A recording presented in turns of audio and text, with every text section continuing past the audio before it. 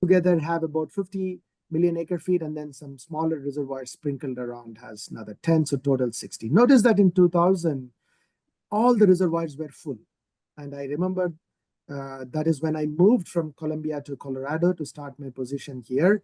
And I remember talking to reclamation engineers and folks, and none of them would want to listen anything about climate or forecasting because they were sitting on this full flush reservoir. And so that is what is shown in 2000 in the bottom map of the Lake Mead. Then 2001, there was drought, 2 drought, 3, the water level started dropping. And by 2005, the reservoirs were all close to 40% within just 2 to 3 years. And it is that time when the paleoclimate really got a renaissance, particularly in the basin. And that's when I remember water managers coming to people like Connie Woodhouse and David Meeker, please tell us how bad it can get. And, core the trees, core whatever, they would even be paying for astrologers at that time to tell them, how bad the drought will be. So this is where currently we are. The reservoirs are all at about close to 40%. Okay, so that is the current crisis. And the reason for this crisis, I will leave it to Jack. And just to kind of drill down a little bit more, the bottom panel here is showing the least ferry flow, but now on a 20-year average. And notice that the early part of 20th century was flush, lot of flow in the river. And interestingly, that's when the compact was also written. And then we are here in the bottom on the right. Notice that after the compacts were written, the flows declined quite dramatically. And then there was an interlude of wet period, and then again declining since late 20th century. And this is where we are. And of course, the average runoff efficiency is about 16%. And the question on top of everybody's minds is how unusual is this thing and how bad it can get? Of course, for any question like that, always must peer into the past. As Shakespeare put it best, what is past is prologue. And definitely in this basin, it is. And then, of course, there is climate change, but I maintain that past is definitely prologue. Okay, so on the Colorado Basin, looking at the past has a long history, no pun intended. E.C. LaRue, a prickly reclamation engineer character in the early 20th century, actually used the Great Salt Lake data, and that was at the time available from 1851 to 1922, and he reconstructed, and using that as a proxy, reconstructed the flow in the Colorado River. Okay, so quite amazing, at that time, and he's shown there in his picture. And he came up with an estimate of about 7.5 million acre feet in the upper basin after assuming depletions on a 10-year average. And guess what? That is the number that is in the compact, 7.5 million acre feet that the upper basin will deliver to lower basin on a 10-year annual basis.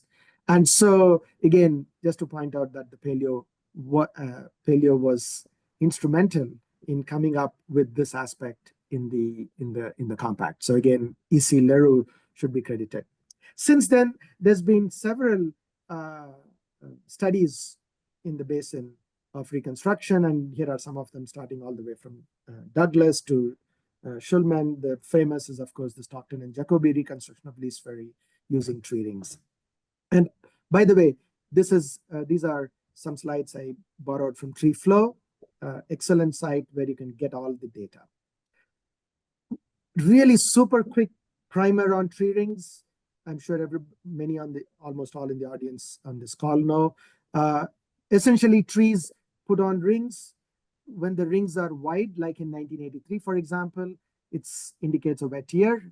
And the rings are narrow, like in 1977, they're dry year. So one cores the trees, looks at these rings. Each ring has a timestamp to it. Outer ring is current year, and then you walk your way inside. And this is sort of the schematic of how it is done. Typically, you take these tree rings, and then you do some, from correction for growth, and then after that you fit a statistical model on the overlapping period with the stream flow, particularly stream flow, and I won't drought index, but we'll stick with stream flow here. And that statistical model is then used to reconstruct flows back in time when you only have tree rings. So that's typically the sort of the high level idea behind tree ring based flow reconstructions. And how the statistical model is, usually it's regression based, but there are various other options, and I'll briefly point about one of our method. I'm sure Subhrendu has had a few of those.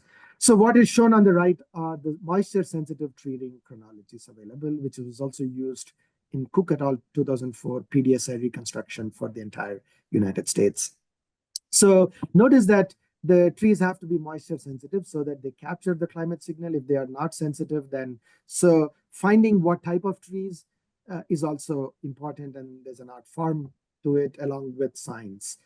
But this is something that has been done quite a bit, and we will be using trees in the Western United States, particularly in the upper Colorado Basin. These are the trees. So a reconstruction method that we put together in 2016, Bracken et al., uses a Bayesian hierarchical non-homogeneous hidden Markov, and we have a reconstruction going from 1473 to 1997.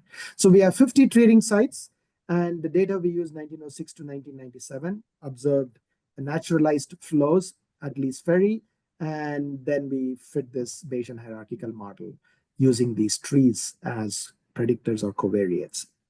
And in the hidden Markov, essentially the way you model is each year the flow is assumed to be a realization from a distribution, and that distribution is quote unquote hidden state.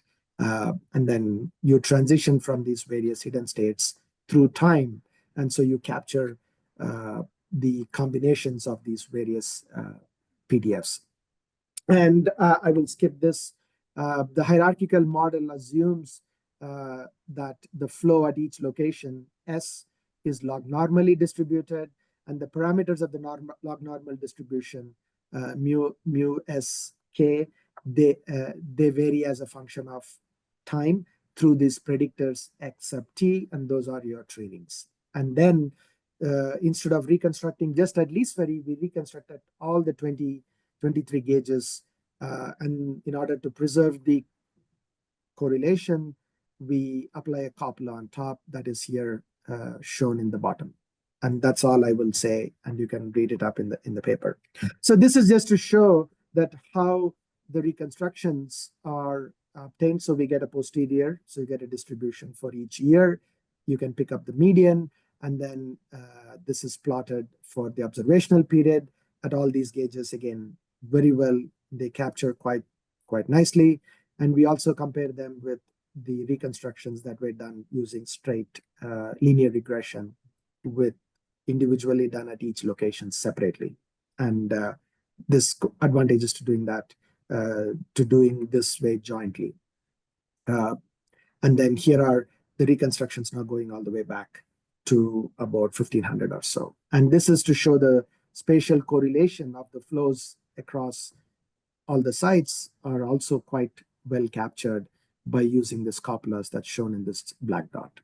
Okay. So all this data set and all other tree ring based reconstructions of flows in various basins across the West, including, of course, Colorado Basin, can all be obtained from the site treeflow.info. It's an excellent site. It has slides on background on dendroclimatology, along with analysis toolbox, some slides if you want to get some quick presentation. And then, of course, all the data is also available here. So highly recommend. So the past variability here, this is one of the reconstructions. This is by Miko et al. Subhrendu has one recently, which I'll point out. I'm sure he'll allude as well in his talk, that goes all the way back up to 0 or 1, so almost 2,000 years. And one thing you notice here, what is shown is this is a 10-year moving average. And notice that where we are currently, which is at the very end of this, of the red line, you can see several epochs where the flows are, low or lower. And so this is not uncommon in the basin. So century scale to non-stationarity, 100-year mean varies from 13.9 to 15 over a 100-year period, when in fact currently it's about 15 million acre feet is the average. And you can see rich variety in the past. And I'll make a point a little bit at the end. So this is using Subhrendu's reconstruction that I just mentioned, and this one goes from 0. And here also you can notice that the 20-year mean flow at least vary, which is currently the last 20 years that we're seeing since 2000, is about 12.5 million acre feet. And what we find is that the probability of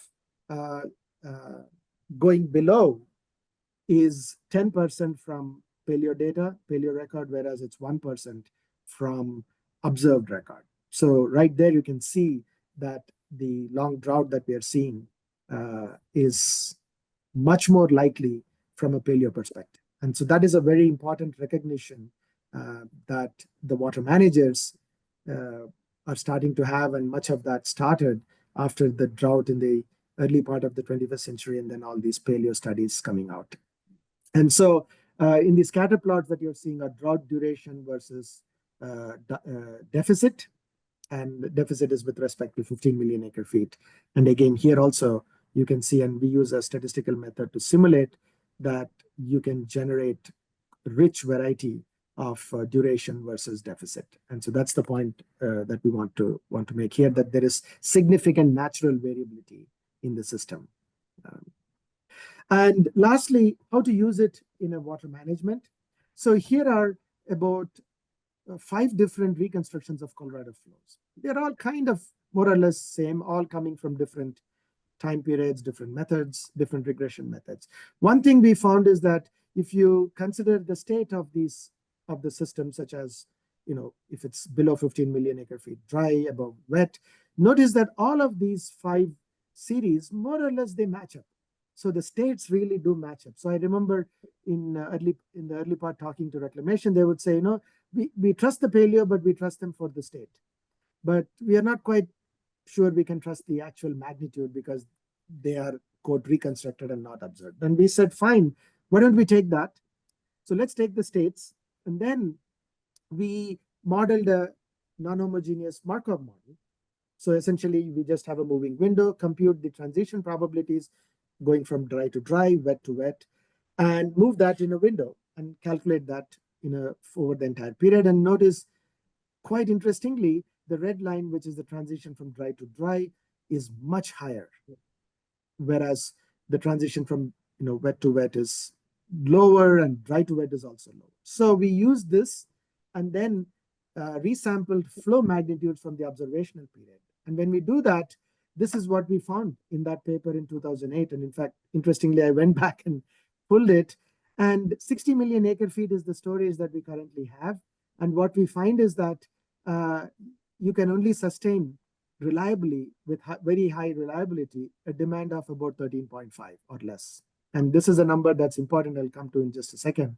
Whereas anything above 15 or 16.5, you need much higher storage. So that means your 60 million acre feet of storage is only partially or very small reliability. And so that is very important for it to be reflected in all the water management.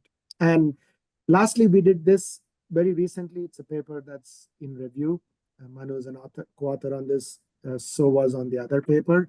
And using a hidden Markov model to simulate flows from just the observational period, and to ask the question, what is the reliability of various yields? And notice that if you want a reliability of 95-100%, then 12.5, 13 is probably what you should be planning.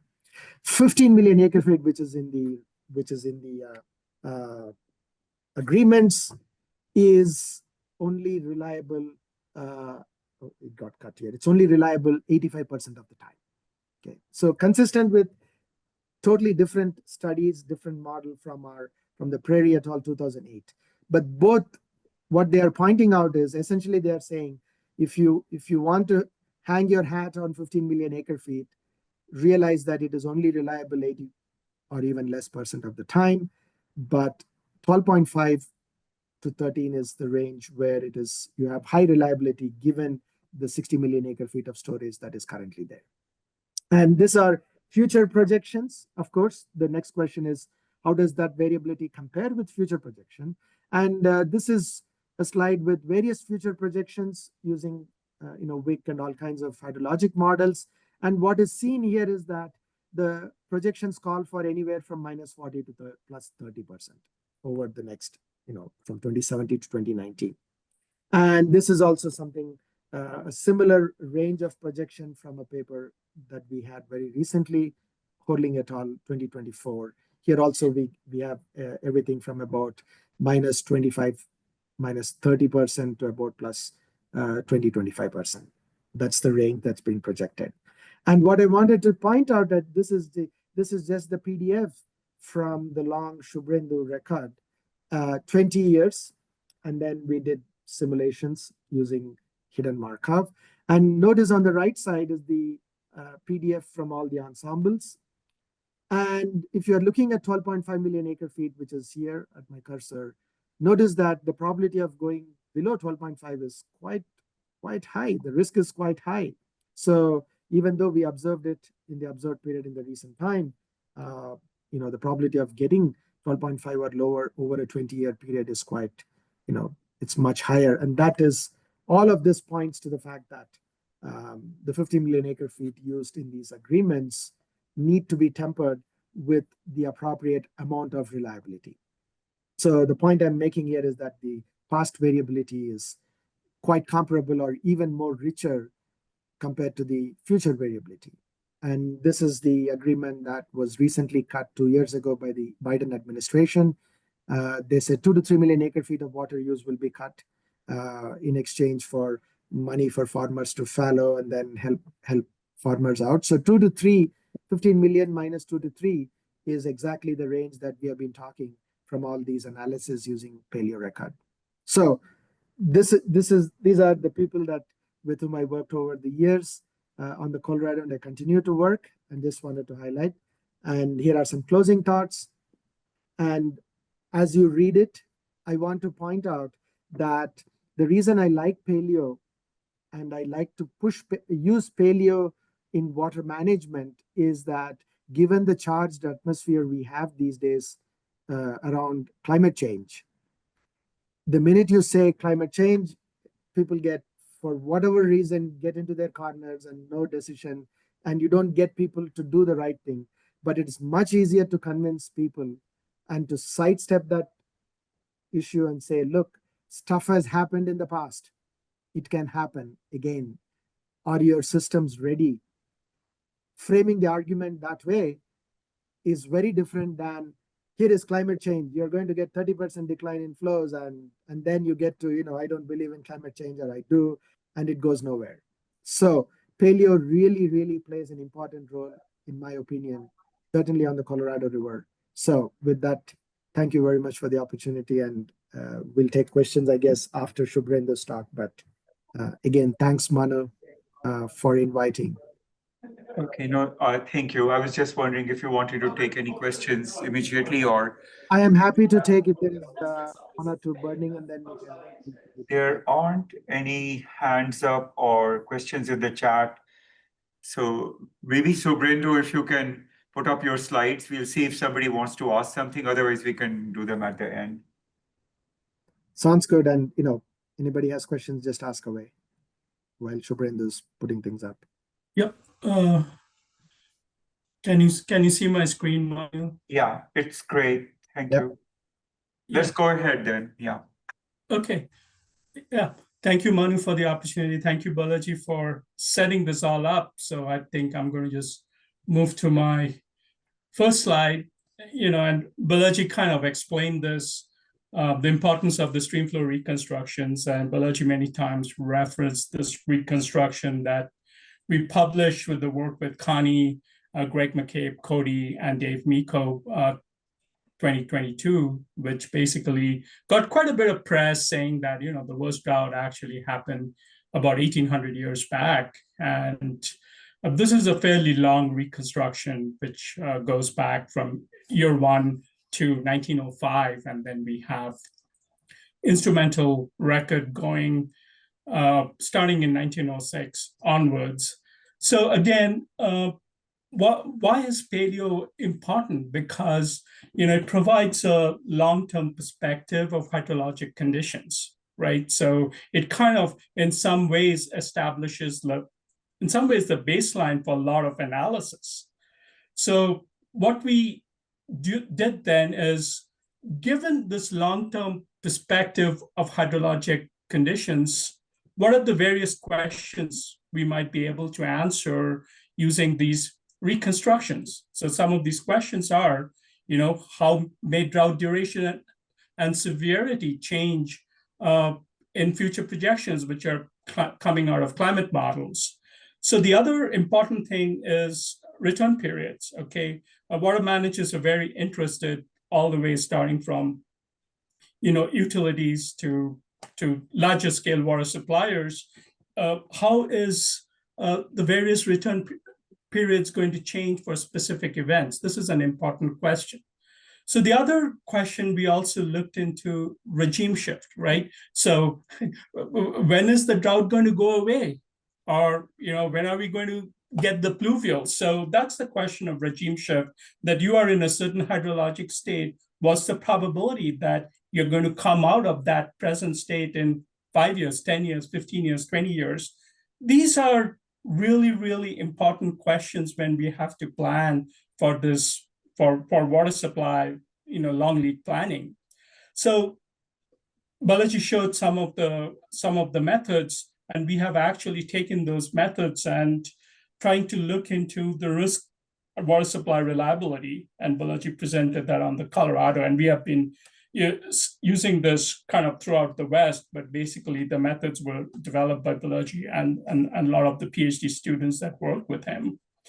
We're also kind of venturing into some of those new areas, okay, the paleo data is fantastic. A lot of applications have happened for long-term water supply planning. Can we use this for near-term reservoir operations? So I'm going to show some examples of that too. So basically in my talk, I'm going to go through examples and results covering each of these questions. Before we do that, just to orient us a little bit on the landscape. So a lot of the analysis we did, this was done a couple of years back, and Manu was involved with this project with us at Reclamation. We looked into about over 1,200 HUCs covering this big Western US 17-state domain. We wanted to put in some kind of bounds on the temporal coverage, which was 1473 through 2099. So we defined the historical period as 1473 to 2005, and the future period from 2006 to 2099. Those dates of 2006, because we used the last set of GCM projections from the CMEP 5 experiments. So starting in 2006, those GCMs were free running. So that's when the future started in that GCM world. So we kind of used up to 2005 as the historical, and starting in 2006 as the future, okay?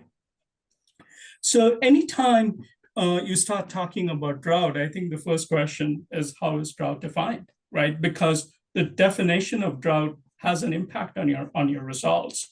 In some of the projects I'm working, we are looking into multiple drought definitions, up to almost 20 different drought definitions, using various metrics, what is out there throughout the world in a way. But in this work, we used 2 drought definitions, obviously the PDSI, above 0, below 0, sticking to the classic definition that Palmer put out.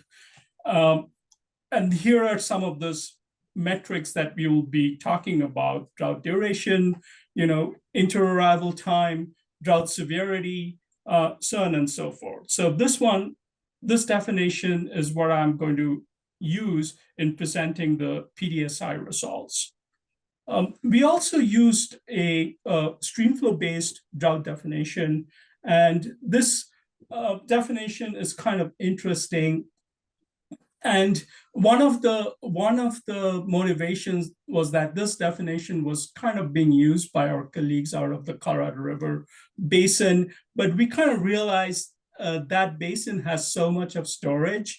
This definition is likely relevant to that system, but possibly not applicable for the entire West. But anyway, for this study, we kind of use this definition where you basically come out of a drought where you have 2 years above, say, a certain threshold flow, which could be the long-term median or the mean flow. Okay, so this was a definition we used anytime we used streamflow reconstruction or streamflow in our analysis, both historical or for the paleo.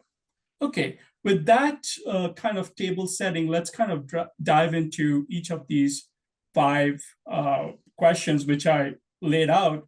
How may drought duration and severity change in future projections? So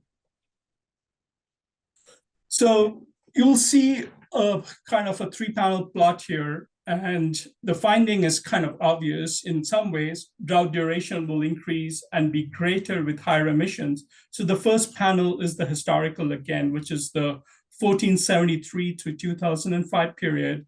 And we had 2 futures under 2 different emission scenarios, or RCPs, the lower 4.5, RCP 4.5, and the higher 8.5. So the important thing to recognize is that through this work, we were actually trying to quantify this. It's not saying that, okay, the drought is going to be changing by 3 years. In some places, we see it's going to be changing by 3 to 4 years. Somewhere it's going to be 6 to 7 years, depending on which RCP is being used. So this basically gives the decision maker a way to understand, quantify the effects of climate change using, in this case, the paleo period, most of it, and a certain instrumental period, and then looking into this change. Okay. So again, drought duration will increase, be greater with higher emissions. We look into that. We try to look into the historical, the future, and trying to quantify what the fractional change is going to be. Again, the results are not, are intuitive. As we expect, they're going to increase and greater with higher emissions. But again, we quantify, we provide quantitative effects here. Also, drought severity is going to increase, but it's interesting here when you're looking into severity, because we start seeing small differences between the emission scenarios. So what that tells me is that already under RCP 4.5, you're likely coming to water limited conditions.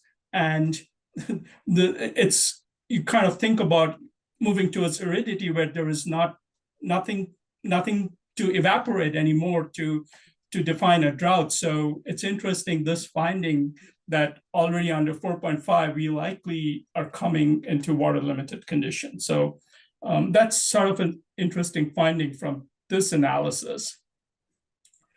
So again, but the variability is going to be different with the different emission scenarios, higher with the higher emissions.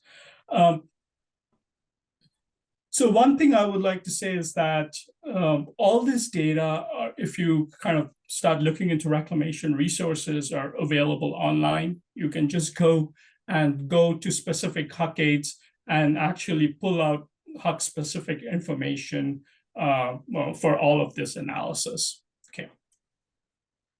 Okay, so the next question is, how are drought return periods going to be affected? So Professor Lal Manu did this analysis for the California drought in this paper, Bakwan and Lal in 2016. I essentially picked that up. And again, the question, our goal all the time is that, and Manu kind of mentioned this, and when he set us up to give the presentation, is there is this research goes on, but our goal is also to take that research and translate it into applications and water resources decision making, right? That's what we try to do. That's what I try to do in reclamation. So again, I'm going to kind of skip some of this theory slides, but kind of getting into the interesting parts of it. We looked into every Huckade and tried to understand what are the different marginal distributions. For example, in drought durations, for drought severity, because then we really want to look into like the giant distributions. And what we can do then, and this is just an example from one of the Huckades, the Colorado headwaters, as Balaji pointed out. So this Huckade almost contributes close to 15% of the entire flow in the Colorado River, okay, in the upper Colorado Basin, this one Huckade, the Colorado headwaters. So we are trying to look into this giant distributions of drought duration and drought severity for, again, the historical period, and then the two projections coming out of the GCMs, 4.5 and 8.5. So then what does this all mean?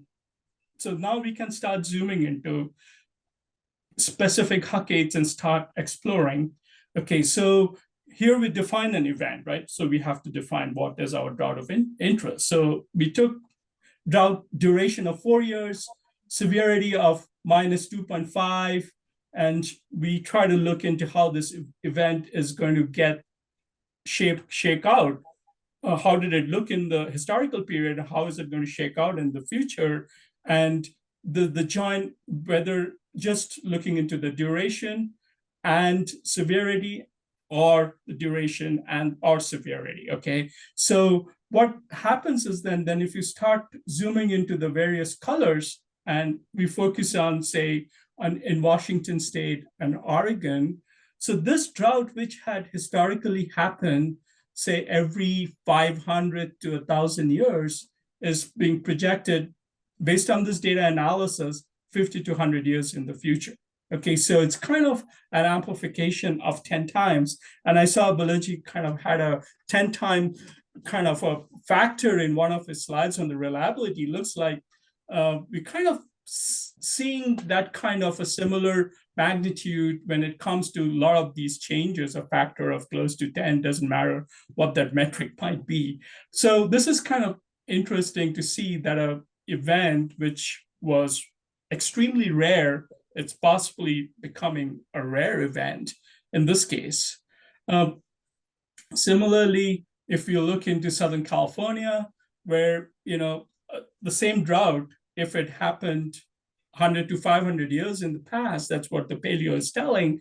The climate models are basically telling that similar events can happen 10 to 25 years return period. So this kind of analysis is, we feel, very important to understand and, kind of helping to make decisions what kind of storage or what kind of risk exposure we have throughout this landscape. Then let's move to the next question of regime shift. So, and this was work I did way back in 2010 with Greg McCabe at the USGS. We were starting to look into the Colorado River and then trying to say, okay, if we are in a certain regime for X number of years, what's the probability that we moved to wet to dry or dry to wet within certain lead times, 5, 10, 15, 20, 25. So we extended this work with more reconstructions throughout the West. And here is just a snapshot from the paper of like 4 locations that we wanted to highlight. But then what I did way back in here is again, okay, the regime shift, again, based on stream flow, right? So we had 105 sites. We can look into what's the probability going from wet to dry, dry to wet, with this various outlooks of 5-year, 10-year, 15, 20 years, okay? Then what I did is I try to do the same thing with the PDSI data, okay? That would give us a more denser spatial coverage. So this figures look a little bit messy, but we can zoom in a little bit more. And, going or coming out of a drought, we can see varies across the West. So here is the panel A shows us a 5-year outlook. The panel B gives us a five-year outlook, given that we're in a drought, say, for 20 years, and then the 10-year outlook, given that we're in a drought for 20 years. So, some of the things which we are kind of observing, we have been a 20+ year drought on the Colorado River Basin. So this kind of analysis, so you can think about this type of analysis where the paleo is really being used in a predictive sense, right? You're trying to kind of predict what would be the probabilities of various outcomes, given that you have been in a certain state for a certain period of time. This is really important when you're thinking about what kind of investments you need to be making, and the time windows for these type for investments for managing the water. So yeah, so continuing on that, saying, so with this example here in Wyoming, say if we say you're in a wet period for 5 years, the outlook for entering a drought is a probability of less than 50%. If a wet period for 20 years, the outlook for entering a drought is a probability somewhere between 60 to 80%. So this is, again, extremely useful information that we are able to derive from all this paleo information that's available, again, trying to use the paleo information in a predictive sense. Moving on, risk to water supply reliability, and Balaji had a focused example from the Colorado. So I had a small example from the Truckee River. So basically, all these systems have what we call in the Colorado world, it's called the rule of the river. So basically what that is a rule set in a model like Riverware, where all the agreements between the users of water is implemented as a rule set in this rule-based decision-making framework. In the Colorado, they call it the law of the river. So, but basically that's the same framework. So in the case of the Truckee, it's called the TROA, Truckee River Operating Agreement, right? So it's how is the system going to be run over a certain period of time, okay, based on rules, regulations, legal arrangements, so on and so forth, that all of that is codified into a model like Riverware, okay? So what we try to do, and Balaji had a similar plot, because we are essentially using the Perry et al. Methodology in applications like this, where we generate a lot of realizations combining the state information coming out of either streamflow reconstructions or PDSI type information, and combining it with observed naturalized streamflow in most cases, and developing all these multiple traces, and then passing it through a decision model, essentially. Typically Riverware are similar type, water allocation type models. So the reservoir of interest here is the Lahontan Reservoir.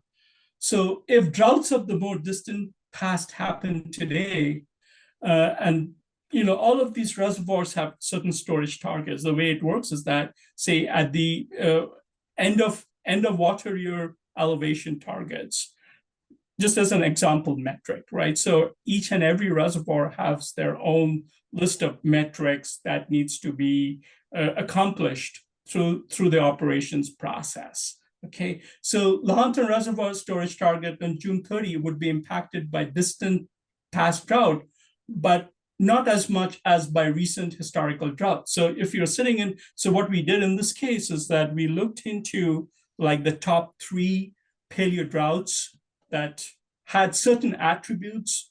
Every drought has their own character, right? So they have their own attributes. And we looked into, say, like largest swing, maximum variability. So you went from really dry conditions, and a situation like 1980 in the 1980s, what happened in the Karrar Basin, it went through an extremely wet period. So like a big swing in the hydroclimate conditions, hydrologic conditions. So we kind of filtered out, we use these kind of attributes to filter out the various events which were subsequently processed through these models, because this is the other thing, kind of generally talking about stochastic hydrology and in the decision-making space, is that it's not helpful when we kind of give 1,000 realizations. I think it kind of becomes difficult for a lot of people in trying to comprehend how to handle that kind of data. So what we try to do is these traces have their own characteristics. What would be those important characteristics that can be used for decision making? And we can use those attributes then to basically filter out the realization space into a manageable number. Okay. So this is an example of how things would be looking in terms of that target, say for June 30. So we can see that this, but it would be impacted by distant past drought, but not as much by recent historical drought. So more in the recent time. So, okay. So this would be like the last kind of the question I wanted to bring up, near-term reservoir operations. So this is, Balaji had a slide very similar to this, Ed Cook's North American Drought Atlas reconstruction. So this was a project in Oklahoma. It's the Foss Reservoir, which is marked by a star here.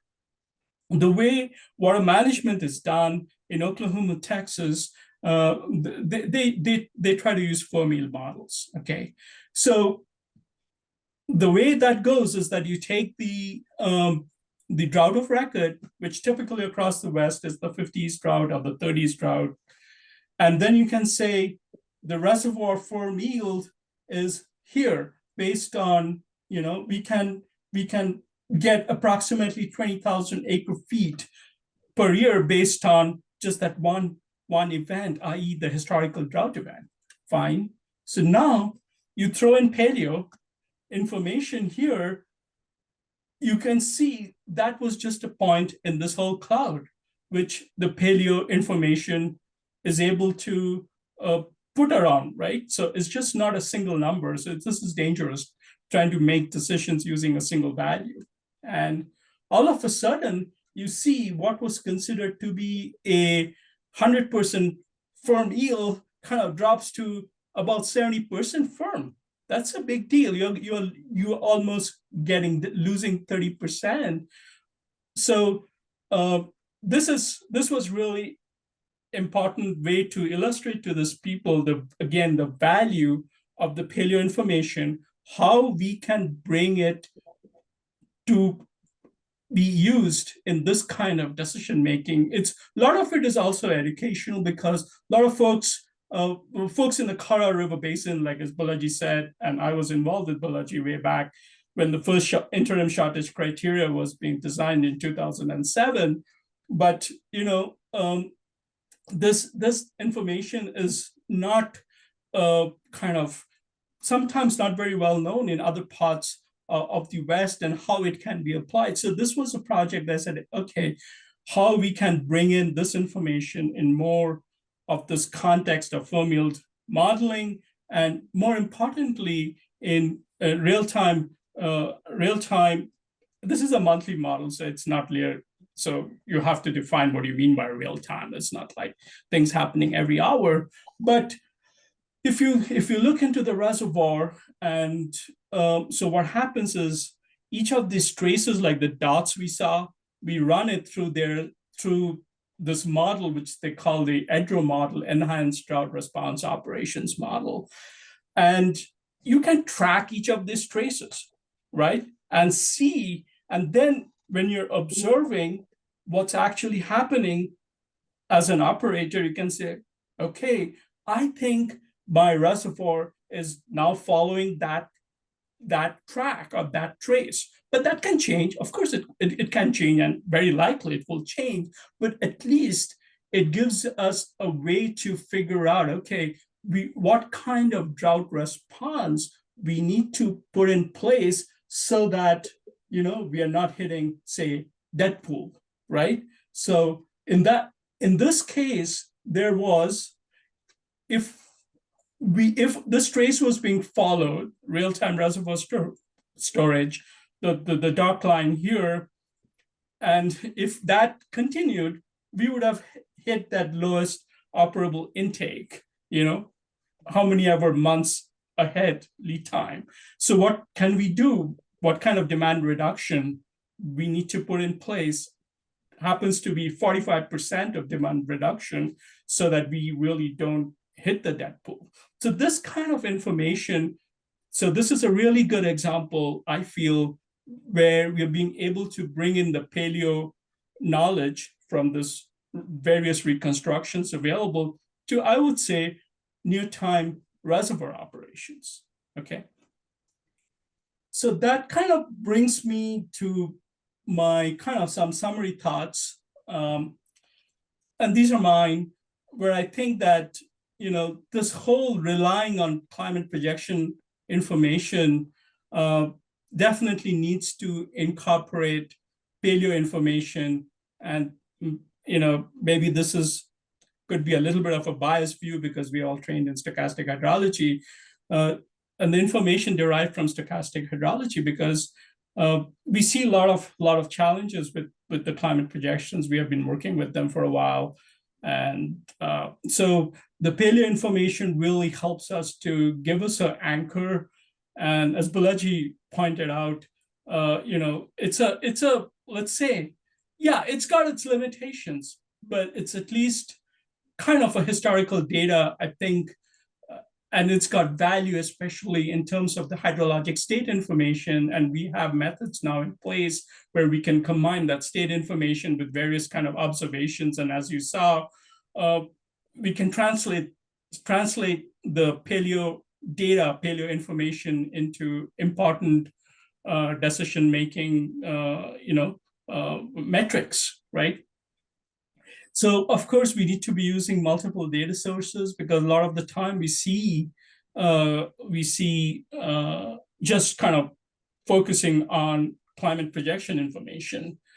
Of course, the operation models that we use should kind of incorporate a variety of hydroclimate approaches to understand the risk, you know, with complex network of infrastructure and demands.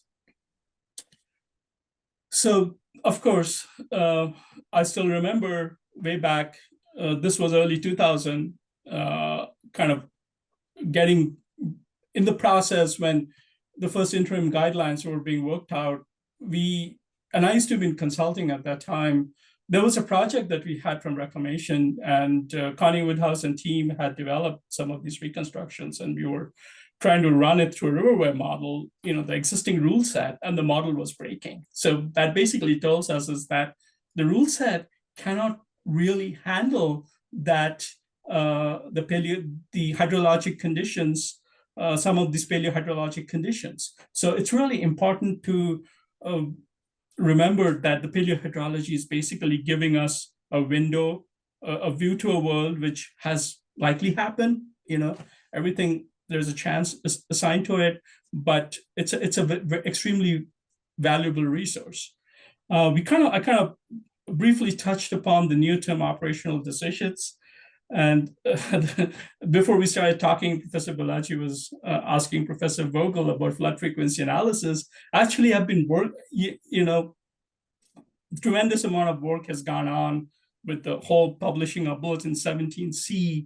So if you kind of take a step back and think about it, so we have the systematic data, which are, say, the first 100 years or so, and then you have this one paleo flood data way out there, say a couple of thousand years out, so mid-Holocene or late Holocene kind of a data point. There's nothing in the middle between 100 to 1,000 year time frame. And the general sense is that, and Balaji had a really nice slide, the trees, the moisture sensitive trees really give you a strong signal when it's dry. When there's a lot of water, the trees try to start getting lazy. So there is an asymmetry in the response in the trees. And this is what Balaji, myself, and several of us worked on a 2009 water resources research paper on developing the KNN-based reconstruction so that we could actually capture that asymmetry in the various reconstructions. Again, so I've been working on a paper right now with Ed Cook, Connie, Greg Peterson, and several others on some of the reconstructions in the lower Missouri. So we have kind of come up with a method where being able to use the annual streamflow reconstructions, how we might be able to identify historical flood events. And we're trying to put in more proposals to take that work up, possibly do some field work to make sure that the statistical methods are actually meaningful. And then the next part would be to bring into, both in 17C or, things are moving towards from EMA to Bayesian type analysis, so on and so forth. But anyway, long story short, trying to incorporate the streamflow reconstructions and flood frequency analysis. So this is kind of an ongoing project. So just wanted to give you a preview of some things in the pipeline, things that I'm working on. I would say thanks for listening. Want to definitely acknowledge my key collaborators in all of this. Mercata McGuire, she's my colleague at Reclamation. Greg Peterson, he's at the USGS Montana. Anna Hogue is my colleague out of our Oklahoma office. So I think with that, happy to take questions and discuss more. Thanks again. Yeah, thanks both Balaji and Subhrendu. Questions are open.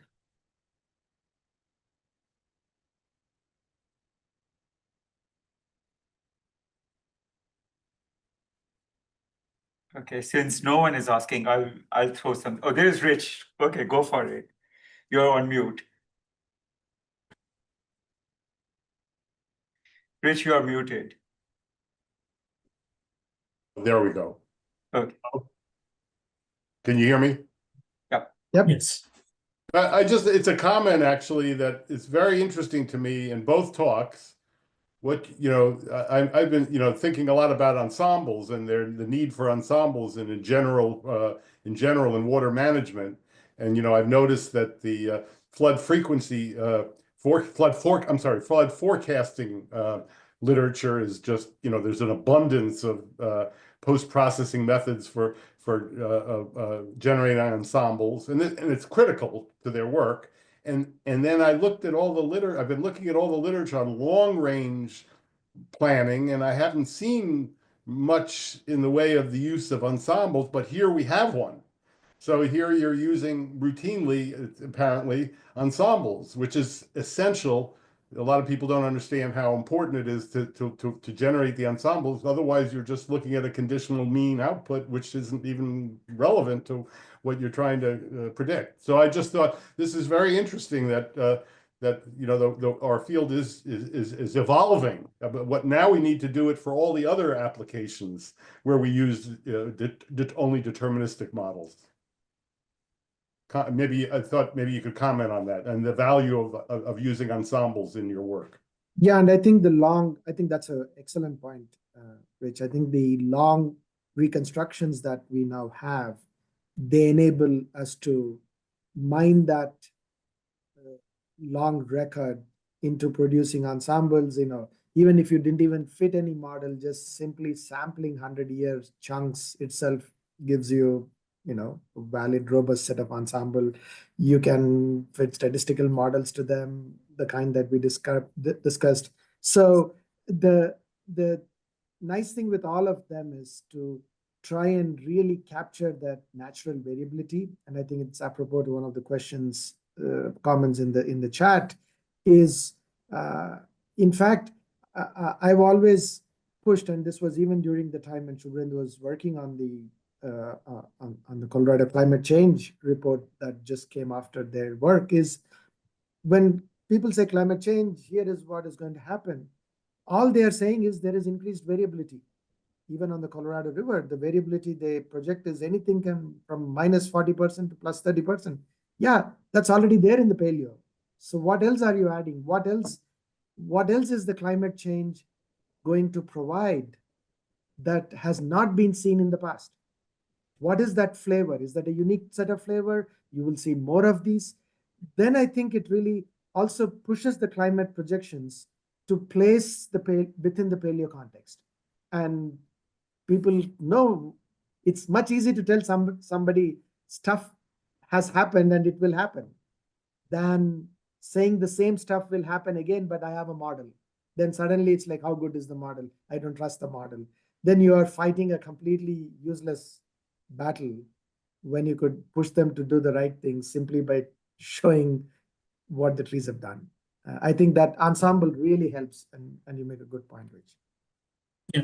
So Balaji, and Professor Bogle, if I may add, so one of my thinking has been, a lot of our focus has been in this long-term planning. So the basic question to ask is, how can paleo information be used in other areas? There's lots of opportunity. So the other project I've been kind of working on with the Salt River project, which is a Bartlett Dam modification, because the downstream dam, Horseshoe, is kind of almost full with sediment. So they actually want to move the storage of the Horseshoe Dam to the Bartlett Dam. And we use the Prairie et al. Methodology to kind of generate all these 1,000-member ensemble. But again, we have to remember, I think, my entire training is in civil engineering, starting off as a structural engineer, working on nuclear power plants, et cetera, et cetera. But so I kind of feel I can criticize my own field a little bit, is that designers still want that one set of values to do any design. So there is kind of a disconnect in the field in how do you also bring in this ensemble information into the design arena. So what we did for the Bartlett Dam project, and I was mentioning that every realization has its own set of characteristics, attributes, right? So we can now look into each of those traces and say, which trace has the longest pluvial, which trace has the longest drought. So we were able to kind of rank the realizations, identify, let's call it a design trace based, using that, the civil engineering design can go on, but then you test the other 999 to see how it's going to handle the system response. So just to kind of bring in this paleo aspect into the design arena. So.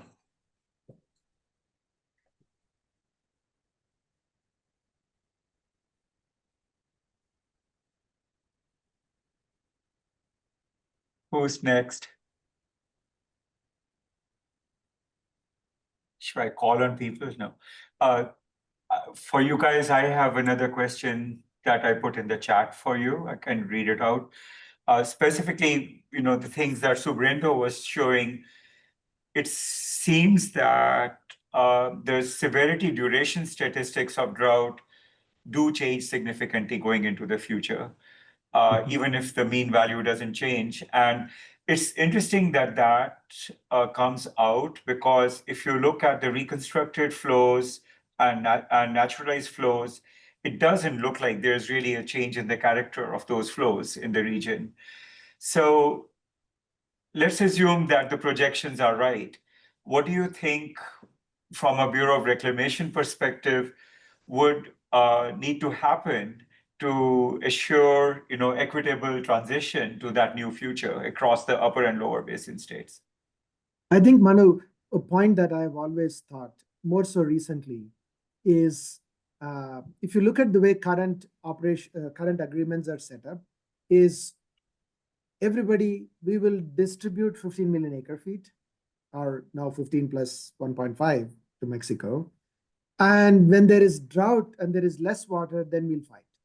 Or we'll try to put some ad hoc agreements, which, as we know, there's 3 or 4 of them that have been done since the interim guidelines, and none of them really work until the Biden agreement of you will cut 3 million and I'll give you money. Okay. How about we change, and what all these studies, the ones that Subhrendu showed, mine, and also some of others in the audience, in the call who have done the severe sustained drought studies. Basically, what it says is that you start from the other side, which is these dry epochs and patches are more frequent than you would like. So start with a lower minimum value in the agreement, meaning everybody gets 13 million or 12.5. And then have an agreement on if there is extra water, how do we use that extra water? And find ways to see if we can make better forecast, long lead forecast of those wet epochs. Then I think you get to a more sustainable place. And by the way, currently the use in the basin right now, the consumptive use is about 12.5, 13. So if we simply freeze there and say, that is it, let's keep that hard, I think we can get to a sustainable place. It is this hard number that is put in and says everybody every year you will get 16.5 million acre feet, when clearly that is not going to happen just from looking at querying even the observations when you query and fit a statistical model. And like Manu, the hidden Markov model we fit on just the 100 years of observations and simulated, we can simulate quite rich variability in terms of both severity and duration. And so looking at it the other way, starting from being dry. And the point I'll make, it's always nice to remember our good old friend Kelly Redmond. Before he passed away, I had a chance to meet with him at one of the meetings, and as we were shooting the breeze, and he told me, Balaji, on the Colorado River, looking at the drought is the wrong thing to do because that is the normal state. You should look at the frequency of wet epochs and see if that is going to decrease. That is the problem. Not that you have, you're going to be in a drought. That's like, oh, okay, that's. So he always said that look for that wet epochs or wet periods that come so often and puncture the drought. That is what helps the Colorado Basin because we have storage to store. So I think in that allocation, I feel seeing if we can try and switch it can get us into more sustainable.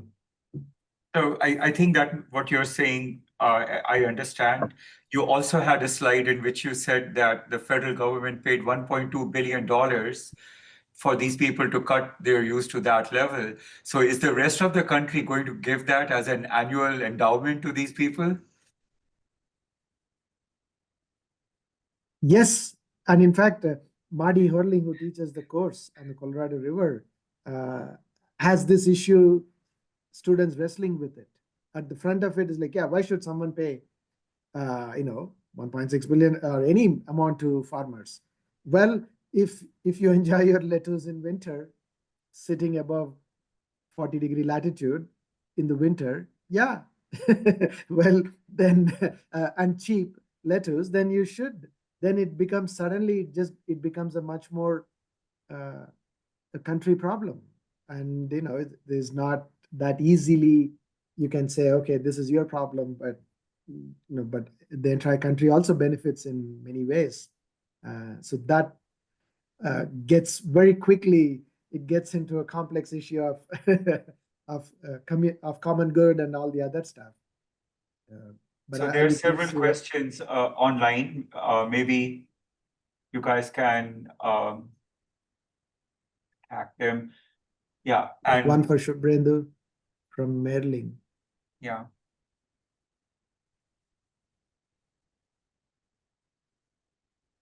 Sorry, I'm trying to scan through this.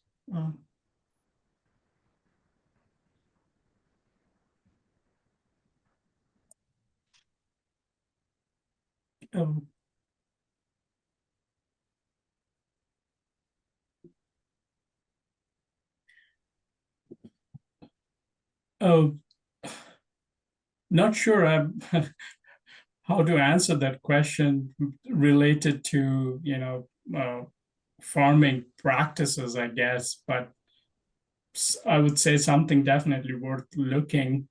I would say, sorry, I don't have a good answer to your question, but everything we did was basically, we did not look into the why part. First, we wanted to get into how the different changes are looking. So on that note, a lot of this work comes out of what we have, what's called the Secure Water Act, and then there are various programs that comes out from that Secure Water Act. It's called Public Law 11111.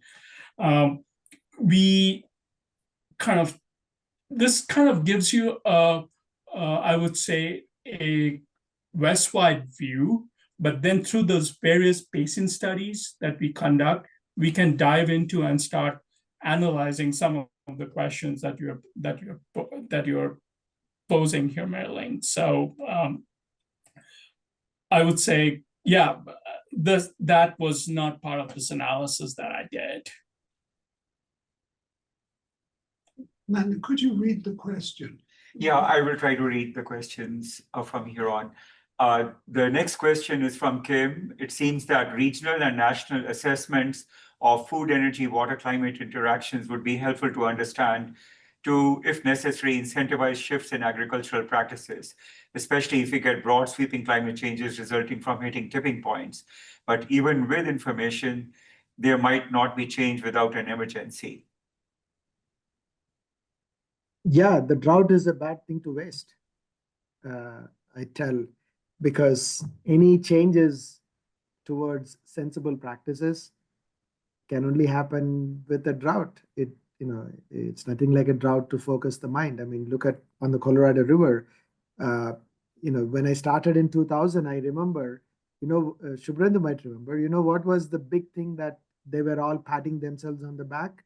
They had just completed surplus agreement, which was set in motion after the mid-80s big flood that almost toppled Glen Canyon Dam. So it took about 15 years for them to come up with a surplus agreement plan, which was released in 2000, and they were quite happy. And when the drought hit, they had no plan. And all the agreements that came after that, the DCP, the interim, all of them happened with the drought. So I'm afraid, if we get 2-3 years of wet years and the reservoirs get back to 50-60%, that a lot of this will go away. And it's important that we push, and this apropos to the question above, it's important to push the water managers, the stakeholders, to doing the right thing, regardless of what means you get them there. And then, trying to convince them and change their attitudes on who caused the variability, I feel that is almost secondary and a separate question. If we can get people to get to sustainable and sensible solutions, we should do everything. And there I have a feeling that the climate change sort of rhetoric of doomsday, even though it may be true, I think is not helping. And Subhrendu knows more dealing with stakeholders. Suddenly they get entrenched, and it's what we are seeing play out in other parts as well. But any changes to agriculture, at least in the West and more so in the Colorado Basin, as long as there is water rights, the prior appropriation, you have to live with that. And that requires some creative maneuvering.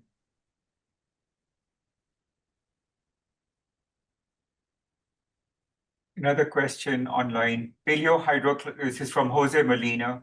Paleo-hydroclimate is definitely an appealing concept in current water resources decision-making, although an important issue to consider in the near and longer-term hydrological modeling incorporating paleo-reconstructed flows and other traces is the unavoidable and amplification of paleoclimate uncertainties in the forecasted series. Are your teams working on these issues? The uncertainties on the paleo estimates are, clearly there's uncertainties because there's uncertainties from the tree rings, uncertainties from methodological. I would turn and argue that they are no different from all the uncertainties from climate projections, right? Even if you look at climate projections, for example, there's 100 ensembles, you put them all together, yeah, it gives you a range of -40 to +30. So on the Colorado River, for example, the forecasts or the projections are -40% to +30%. So what is one supposed to do with it, right? And the only way is you have to be conservative, because you have to contend with the variability, and that variability that is coming from the climate models is of the order that you see from paleo. So you can quantify it. I think the Bayesian methods, for example, that I highlighted, and others try to get at that and quantify. And all that will do is you will just get even more wider uncertainties. Okay, and then how do you get people to act on it, right?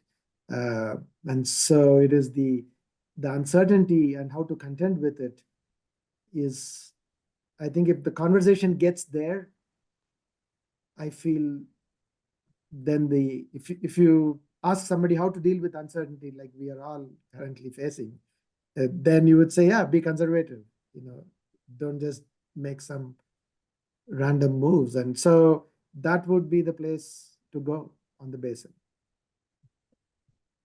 So Balaji, if I may add, at least on Please, the please. paleo, at least on the paleo data, I think the sources of uncertainties are kind of known, but when you go into a climate model space where it's kind of a chaotic system, I feel like you kind of entered this whole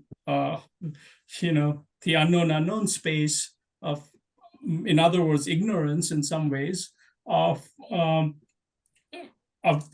how the ultimate results look like, right? So yeah, we know with the paleo data, there are method choices, the tree ring species, the biological growth curves, how those are filtered, though, but seemed like a lot more controlled experiment, if you ask me, than what happens within many of these GCMs.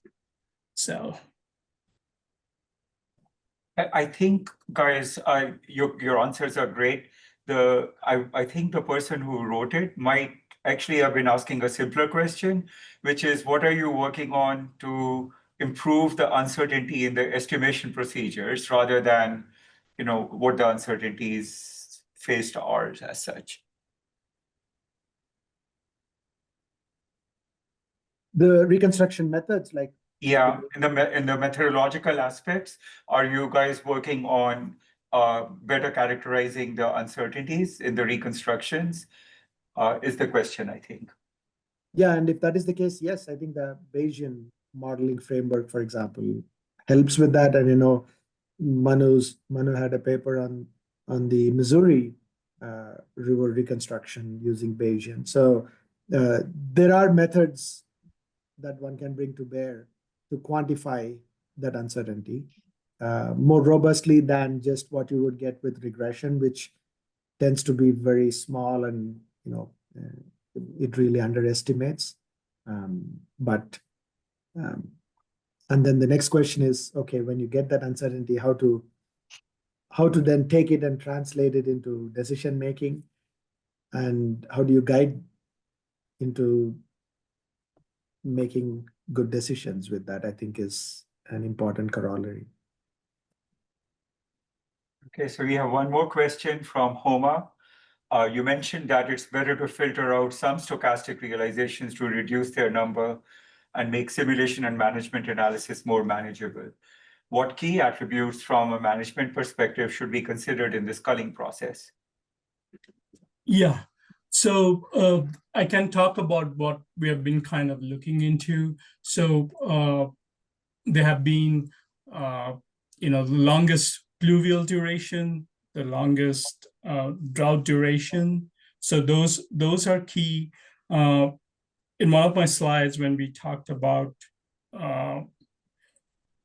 the swing from the driest to the wettest conditions. So I think it's important to consider how is this information going to be used and what is meaningful, right? So we can have like a list, but I think it will be really important to look into how this trace is going to be used in a decision-making process. So like I mentioned about this whole Bartlett dam modification. So one of the other attributes that was added to the kind of longest drought or longest pluvial was, which trace had a 7-year drought in it in the beginning, like, because the thought there was, okay, that is, plus then you add, okay, all these other attributes like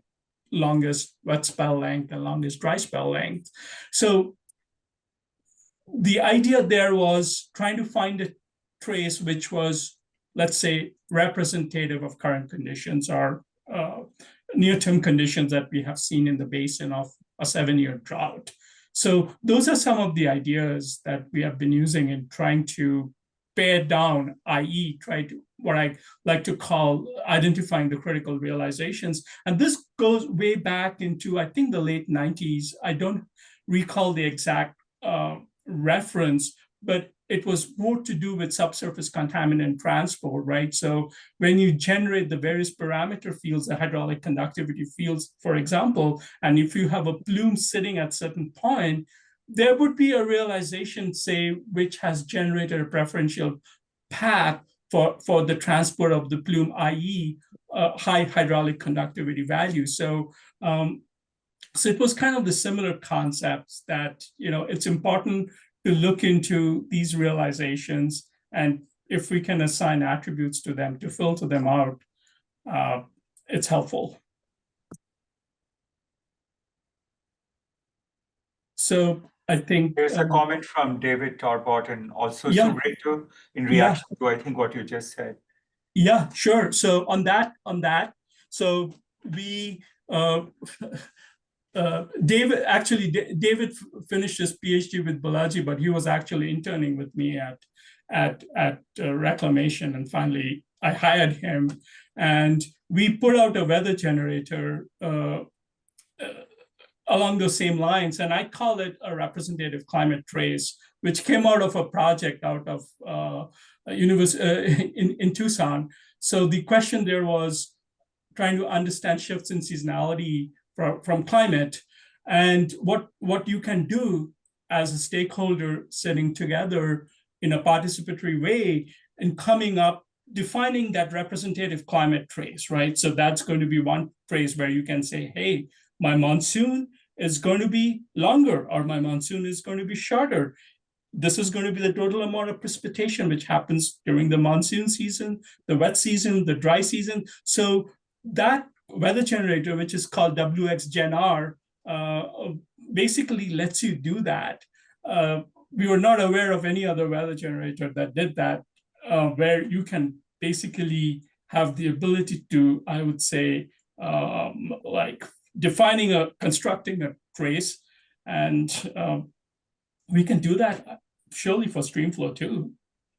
So David is there on the call, I see. Yeah, he's putting up stuff. Yeah. Okay, well, we are kind of hitting time. So thank you everyone for staying through. And please feel free to reach out to both of them if you have more questions or discussion. David Tarbotton and Balaji posted about the Great Salt Lake reconstruction. So I went and pulled those. And since they are of the differences in the Great Salt Lake, I accumulated them to see what it does in terms of looking at the lake. And my comment is they don't look very plausible at all. And so this may be one case where the paleoclimate data can maybe qualitatively represent fluctuations. So the wet spells and the dry spells are reproduced, but the amplitudes are certainly not. And that's something for us to think about as we present these kind of things, because there's a lot of this kind of information put out, and there's a lot of climate projections into the future being put out. And if you look critically, some of it actually does not make sense. But thank you all for joining, and thank you, Balaji and Subhrendu, once again. And I look forward to seeing you guys next week.